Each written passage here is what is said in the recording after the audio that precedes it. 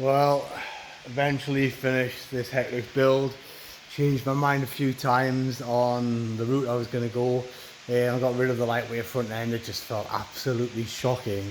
So we'll do a talk through of what we've got. So we have Pro Taper grips on there. There's a stock throttle, it's a non-X controller, but it still does hit 79 k's going downhill.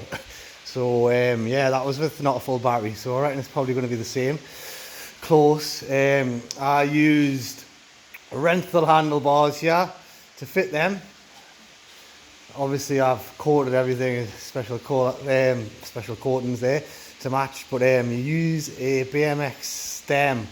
I also retrofitted up, made spacers just to give the extra height for popping wheelies and having just that little bit extra height in the handlebars because I've lifted the subframe. So we also have on there a custom bracket I had to make up to fit this light. Yeah, so there's the Shimano Dior brakes that I've retrofitted work a treat to the stock caliper and brake line. So yes, you can use Shimano Dior levers and they feel really, really good. I refurbished a set of Marsocci bomber forks. I was going to wrap them, but I've decided that they look beautiful blacked out. So yeah, that's them blacked out. They're in pretty good condition. I didn't service them. I didn't want to get that far into it. I already have a lot of time in this bike as it is. So we had a Cane Creek headset in there and the bearings felt good, so I've left them in. I fitted a new ignition in with new larger bolt holes because the other ones were flogged out because this bike was battered when I got it. Everything was shagged. Yep, so back to the front ends, we've got the Marzocchis on there, the Bomber 888s. It's had new bearings in the front wheel. It's running the stock disc. I didn't bother changing that. This still worked fine, so I left it there.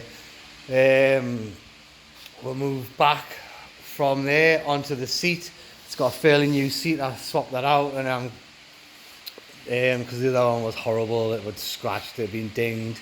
A custom painted rear tail guard there. The subframe was cracked, so I obviously repaired that. I also stiffened it and lifted it because these bikes are tiny, and it's been lifted at the front also, so that's 25mm up and it's 25mm back. Way better seating position for these bikes. In there is a RockShox Vivid coil. It is the RC2 or R2C, and that was brand new, removed off a bike. I've coated that. Hopefully the coating lasts and doesn't crack with too much movement of the springs. Yeah, and I coated the triangle also. The jack shaft had new bearings in it. The frame has had new bearings in it. I put enlarged bearings in the triangle here because they were battered, so I drilled them out and put in bigger bearings so they should last a bit longer. And the guard on there was slightly cracked, so I made up a bracket out of aluminium and riveted it to the guard so it's way more sturdy. And the rear end, that has had a full bearing set in the wheel as well. The swing arm, so the swing arm has been plated up internally and welded. You can see there and there, and that is for stiffness, and it's also had a bigger, stiffer bar put in underneath. Where do we go from there? It's a stock chain, stock sprocket, and it is a stock motor. I did give it a little paint just to tart it up, and then yeah, made a custom bash guard just to match in with the rest of it. That's played up on top of the stock bash guard.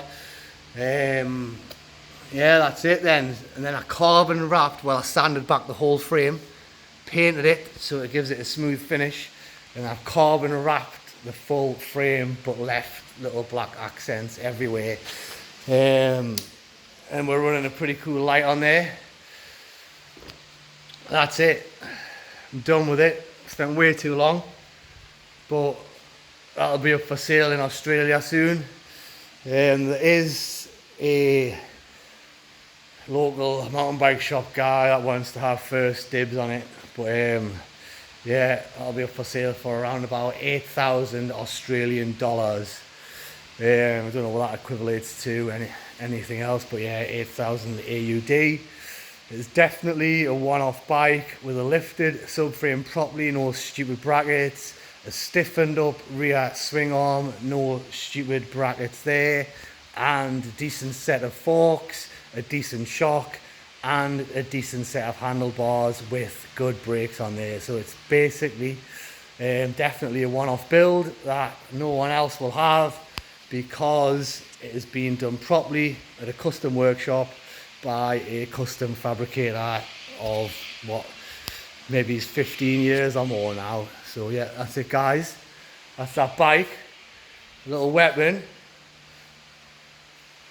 The rest of them are in bits.